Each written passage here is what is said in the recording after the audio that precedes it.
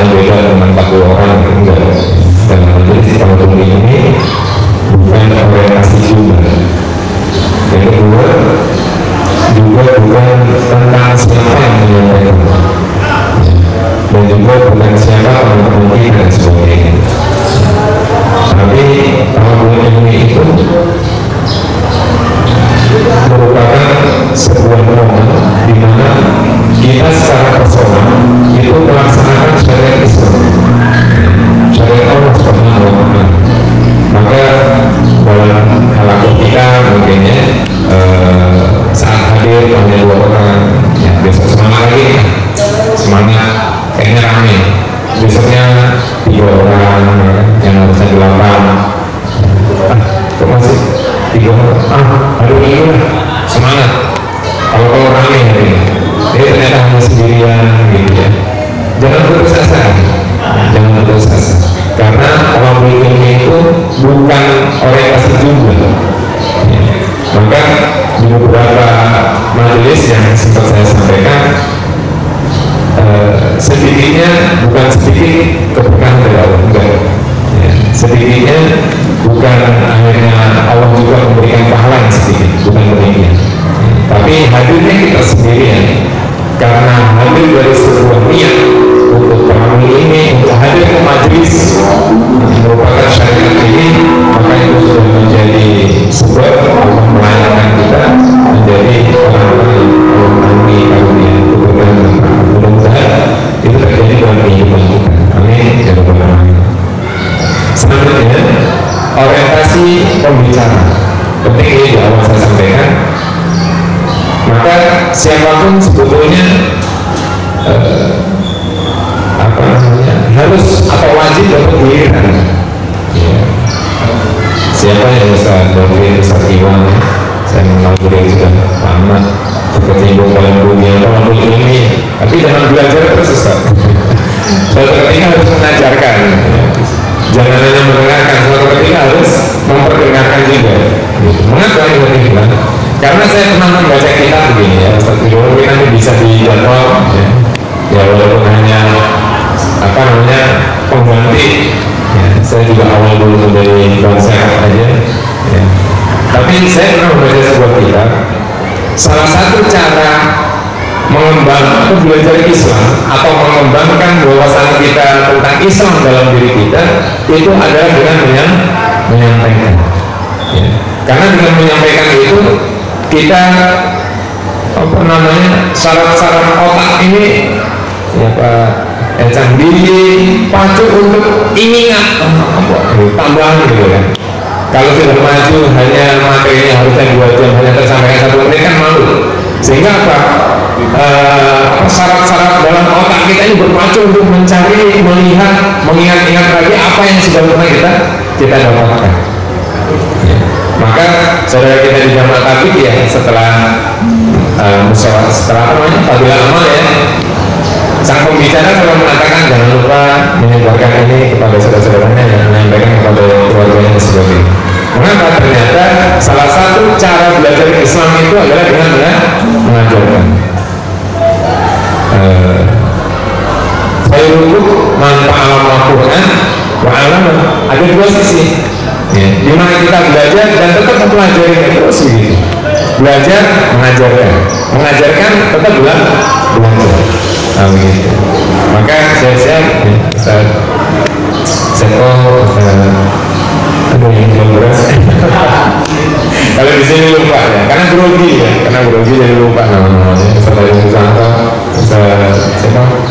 Kemudian Aditya, Encang semuanya, Ustaz Mugi yang mendatang, semuanya harus menyampaikan siap. Insya Allah dijadwalkan dulu sama Ustaz itu demikian. Baik, mungkin itu hal yang awal harus kita pahami tentang tawadhu ini. Maka mudah-mudahan Allah mudahkan. Pekan kemarin kita free ya, kita free walau besok apa masalahnya, tapi yang boleh istighfar kita semuanya karena sengit majelis pagi menjadi hal yang rutin. Kalau sengit masih belum mulai itu, akhirnya nggak keluar. Antum yang keluar sehingga apa, menjadi pemantik kan semua gitu. Ya, kemarin anak ada berdua di sini Ustaz Julian, ada setengah jam atau di situ kan. Karena sambil ngopak-ngopakin saya dari kelihatan gitu. Jangan ngikut-ngikut ada ramai di sana. Antum hadir saat udah free, nggak ada aktivitas lagi, langsung aja. Siap ya, sahabat sekalian, insya Allah. Dengan begitu insya Allah berkembang ini nanti. Baik, pada kesempatan pagi hari ini saya menggantikan Ustaz Supriyadi. Sebelumnya saya mix dengan Ustaz Kasim ya. Kalau Ustaz yang juga berarti 3 pekan kemudian saya begitu. Nah ini Ustaz Supriyadi seharusnya saya datang kemarin ya, kok nggak ada yang datang. Setan itu udah membisikkan karena Allah sih pembicaranya, jadi kamu nggak datang. Setan udah membisikkan begitu coba Pak Audin. Ya, setan kan gitu ya, mesti kan negatif gitu. Maka orang lain datang ke dukun pasti solusinya itu pasti negatif. Ini orangnya nggak ada jalan. Mesti begitu, pasti dibawa ke negatif thinking. Kalau positif thinking bukan perilaku setan. Setan mesti ke negatif. Oh ini kemudian guru-gurunya tahu kalau saya pemateri yang ini, jadi nggak datang semua. Bisikan setannya begitu ya, tapi saya kesampingkan ya. Ternyata memang teknis benar ya, saya pilih ya belum, jadi aktivitasnya terfokus untuk lancar. Bapak Ibu yang berbahagia, pada kesempatan yang singkat dan penuh keberkahan ini saya ingin menyampaikan bahwa tujuan manusia diciptakan Allah untuk menciptakan manusia untuk beribadah. Udah kapan selesai kan? Sudah ternyata benar ya. Wa ma khalaqna wal insana illa liya'budun. Dan tidak aku ciptakan jin dan manusia kecuali untuk beribadah. Dan kita sudah paham juga bahwa ibadah itu ada 2. Satu, nah Ustaz Cowok ini ngajarin bebek berenang. Bebek mau berenang, bener ya, ngajarin bebek berenang. Kalau ikan bukan berenang ya, nyelam. Ya, mahdoh dan zainul. Artinya hal bahagia. Kalau mahdoh dan paham kita apa aja wajib, yang sunnah, yang terusnya yang mubah makruh. Wajib dan sunnah, tilawah Quran, salat duha dan sebagainya. Nah, zainul mahdoh ini banyak. Nah, yang semua aktivitas itu harus kita jadikan bernilai ibadah. Kalau kita hanya mengandalkan ibadah mahdoh saja, maka nggak cukup. Rasulullah SAW menyampaikan, kalau engkau hanya cukup dengan yang wajib, lalu dengan apa engkau masuk surga? Gitu. Mengapa? Karena yang sunnah dan di luar ibadah mahdoh itu jauh lebih banyak pahala-pahalanya, fadilah-fadilahnya, jauh lebih banyak dia. Nggak mungkin kecukupan Bapak Ibu dengan amalan-amalan mahdoh kita yang kadang-kadang juga masih tersisipi, nggak khusyuk ya. Mungkin nggak sempurna dalam wudunya, nggak sempurna dalam niatnya. Kadang-kadang kita juga nggak sabar di dalam ruku, nggak sabar di dalam sujud. Kadang-kadang ikhtiar itu juga masih sedikit membaca doa ruku ya. Dan begitu seterusnya, nggak akan mencukupi. Sehingga kita dikuatkan, dikokohkan, dianjurkan untuk menjadikan seluruh aktivitas kehidupan kita bernilai ibadah. Maka bukan di sini yang saya sampaikan.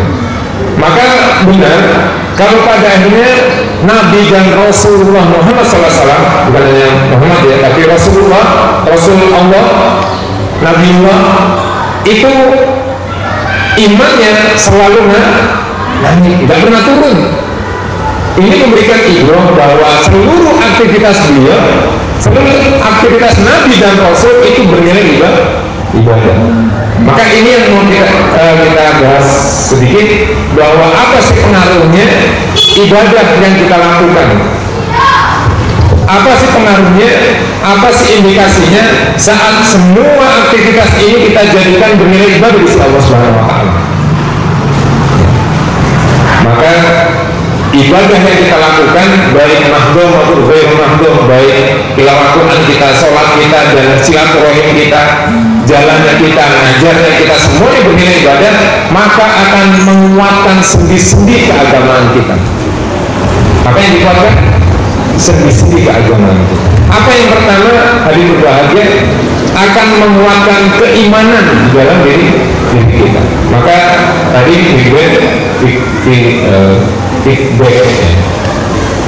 bahwa Nabi dan Rasul itu setiap hari, setiap lembar kehidupannya tidak ada lain kecuali imannya selalu naik. Kenapa? Semuanya bernilai ibadah, semuanya. Maka almarhum Ustaz Arifin Ilham selalu motivasi kita dengan zikir, ya, nafasnya tasbih, ya kan, tarikan nafasnya istighfar, terus gitu, gerakan tangannya dalam takbir dan lain sebagainya. Beliau menginspirasi kita untuk menjadikan seluruh aktivitas bernilai ibadah. Maka bagian ngecek apakah dengan aktivitas kita iman ini selalu naik, walaupun taraf manusia biasa termasuk para sahabat itu iman yazid terus naik dan turun, bukan keluar masuk ya.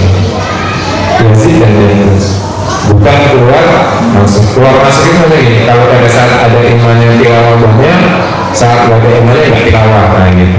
Tapi Yazid dan terus ini gini, pada saat Yazid naik keimanannya tilawah Quran, pada saat turun tetap tilawah. Kalau pada Yazid tilawahnya 1 juz, saatnya itu tetap tilawah walaupun hanya 2 lembar. Gitu. Tidak menghentikan kita dalam beribadah. Kalau saat Yazid keimanan kita sholat duhanya 4, 6 atau 8 rakaat, saat Yankus turun ya 2 rakaat lah. Tidak sampai menghentikan kita. Itu makna Yazid dan Yankus. Kalau saat semangat kita beribadah, saat enggak beribadah, berarti itu imannya keluar masuk. Maka kembali, ibadah yang kita lakukan, sendi keagamaan kita yang akan dikuatkan itu adalah keimanan. Innamal mu'minuna alladzina idza dzukirallahu wajilat qulubuhum wa idza tuliyat 'alaihim ayatuhu zadatuhum imana wa 'ala rabbihim yatawakkalun. Benar ya? Imannya kokoh, keyakinannya semakin kuat. Nah itu bahagia. Maka dalam kitab Al-Wafi yang saya punya, karena kitab Arba'in Nawawi ini banyak ya, cuma di rumah itu adanya kitab Al-Wafi yang warna hijau covernya, itu ada indikasi kebajikan dan dosa, albir wal ism ya. Bukan, saya nggak mondok tapi ngerti artinya apa dengan menyampaikan hakim, menyampaikan ini deh, akhirnya baca-baca kitab ya. Ustaz kita pernah dengar albir wal ism, apa albir dan apa al-ismu? Wajib itu kan. Besok harus wajib di sini. Ya, Ustazah juga siap. Apa ngisi majelis Senin pagi ya di kampus sama Ustazah Erika dan sebagainya. Semuanya wajib ngisi. Biar apa? Kebuka dan berkembang. Dalam kitab itu ada takaran albir wal ism. Takaran kebajikan itu apa, dosa itu apa. Kalau dalam kitab itu wal birru husnul khuluq, kebajikan itu adalah akhlak yang agung ya. Maka dalam Al-Quranul Karim Allah Subhanahu wa ta'ala memuji Rasulnya itu fa innaka la'ala khuluqin azim, ada istilah gitu ya. Dan sesungguhnya engkau Muhammad khuluqin azim, memiliki budi pekerti yang luhur. Ibnu Abbas menafsirkan khuluqin azim itu adalah Al-Quranul Karim. Masih ada keterkaitannya.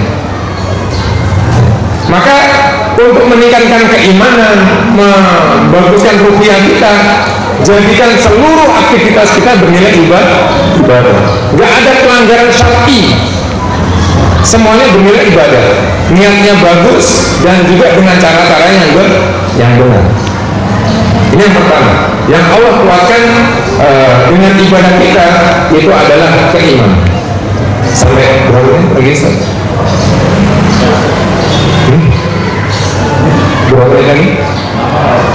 10 menit lagi ya. Ini yang pertama. Yang kedua, hadirin bahagia, apa yang akan dikokohkan, sendi apa yang akan Allah akan dikuatkan dengan ibadah-ibadah kita.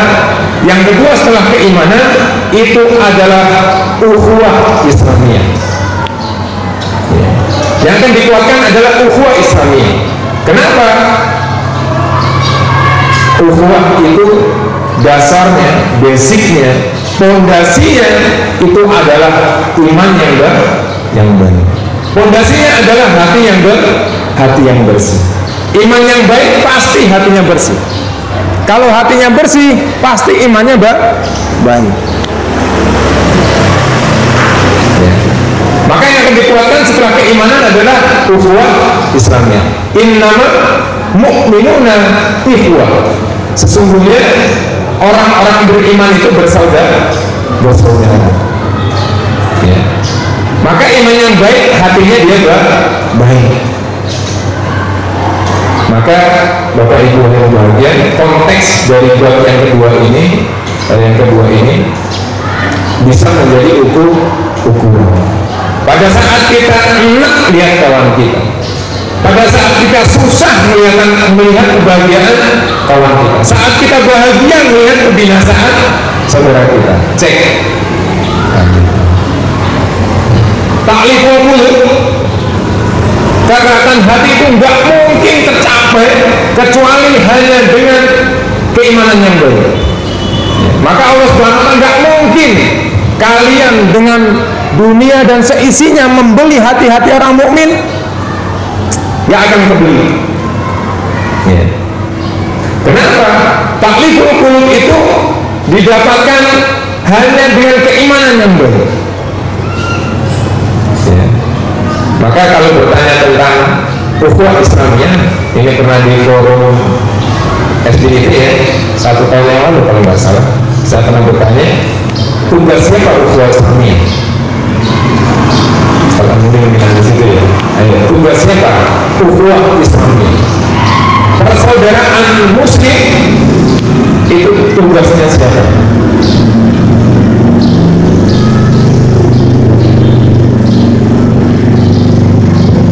Ustaz David sudah ketemu? Kan mikir sedang mikir kan? Ukhuwah Islamiyah tugas siapa? Gak dilanjutin kalau nggak dijawab. Tugas kita semuanya. Benar? Ustazah, ukhuwah Islamiyah tugas siapa? Semua. Tugas kita bersama. Sehingga wajar kalau pada akhirnya ukhuwah Islamiyah nggak ada dalam kehidupan kita. Kenapa? Karena ukhuwah Islamiyah tugas bersama. Saat dia tidak bisa memberikan sesuatu kepada saya juga nggak ngasih. Main ke rumah, lu aja nggak pernah main tempat gua, masa gua? Nah gitu. Bapak Ibu yang berbahagia, ukhuwah Islamiyah itu tugas saya kalau dalam forum ini. Tugas saya, ente. Bapak Ibu mau ngasih sayang atau tidak kepada saya, yang penting saya ngasih saya. Bapak Ibu mau ngasih hadiah kepada saya atau tidak, yang penting saya ngasih hadiah.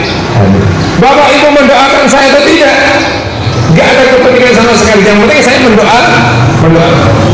Ukhuwah Islamiyah itu tugas pribadi, sama dengan tugasnya pribadi kita untuk meningkatkan keimanan.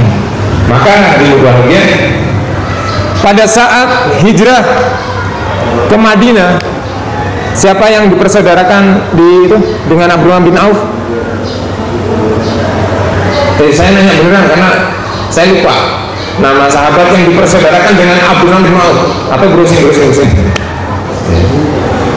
Itu rebutan ngasih, bukan rebutan nerima. Iya kan? Bener kan? Kadang-kadang ukuran jamaah kita ukurannya udah kering.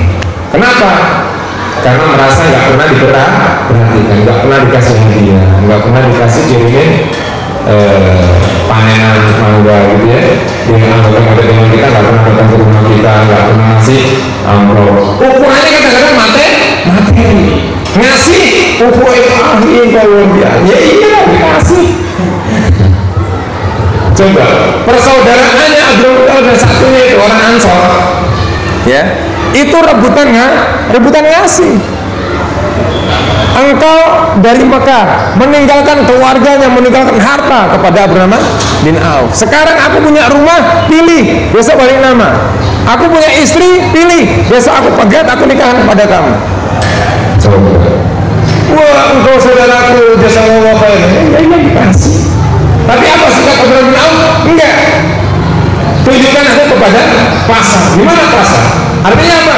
Ini adalah perjuangan. Ini sesuatu yang memang kamu sudah upayakan. Kalaupun kamu punya keluarga, punya harta, benda dan sebagainya, itu hasil usaha. Cukup aku carikan di mana pasar. Tuh, rebutan ngasih ya. Rebutan ngasih. Maka salah satu doa seorang muslim yang diijabah Allah itu adalah yang dilakukan seorang muslim mendoakan saudaranya di tengah kegelapan malam. Di tengah kesendiriannya dia mendoakan saudaranya, itu adalah doa yang diijabah. Ini sangat ada hubungannya. Jadi kalau ada sebuah masalah di antara kita, cek hati kita masing-masing, cek keimanan kita masing-masing, cek amal-amal yaumiyah kita.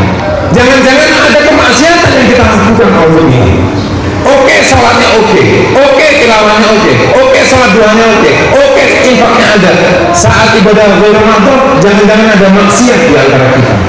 Maka nggak mungkin tak mulu. Maka dalam doa amak surat terakhirnya Allahumma innaka ta'lamu anna hadhihi qulub. Itu lihat setelahnya zikir itu apa? Amal semua toh? Benar Pak Ibu ya? Saya agak emosi. Benar ya Pak Ibu ya? Semuanya kan amal ya? Saya baru sadar, mohon maaf. Ya kan? Allahumma innaka ta'lamu anna hadhihi qulub qad tamat ala mahabbatik wa taqat ala ta'atik. Benar kan? Semuanya realisasi amal-amal kita. Jadi kalau ada sesuatu Rabbana ighfir lana wa li ikhwanina alladziina sabaquna bil iman. Itu kan doa personal. Wala taj'al fi qulubina ghillal ladzina amanu. Jangan ada ghil. Kenapa? Ghil itu penyakit hati.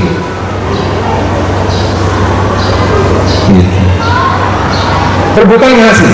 Ada kitab salafus soleh atau ulama-ulama besar kita di Mesir itu menggambarkan ada dua orang yang akhirnya masuk ke pengadilan karena harta, karena muamalah, karena interaksi jual beli.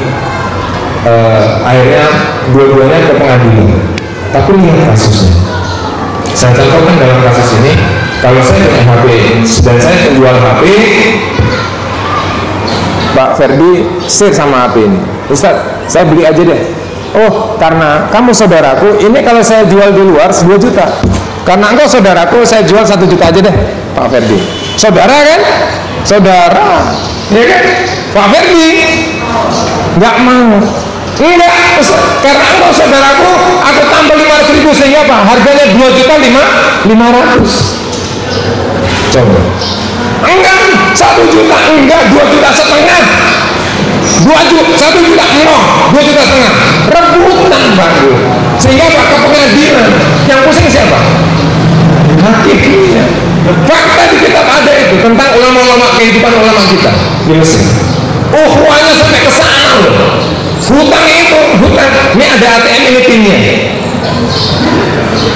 Kalau kita iya, untuk apa? Kakak mengulanginya, bener lah ya, ini penting. Iya dong ya. Ini sampai gitu, ini ATM-nya, ini passwordnya, PIN ya, PIN. Ambil sekeperluan. Kenapa? Imannya itu udah, ya Allah, seperti Abdurrahman tadi, udah nggak ada dunia di dalam hati ini. Cek, maka ini untuk saya dan untuk Bapak Ibu sekalian, ukhuwah Islamiyah itu sumber asalnya hati-hati kita. Kalau berbicara hati bersih dan kotor, cek amal-amal kita, cek aktivitas kehidupan kita. Ya, maka para murabbi-murabbiah kita senantiasa memotivasi kita, lihat amal yomiyahnya, lihat amal yomiyahnya dan sebagainya, karena itu sangat berkaitan sekali dengan kondisi hati, sangat berkaitan sekali dengan kondisi ruhiyah keimanan kita.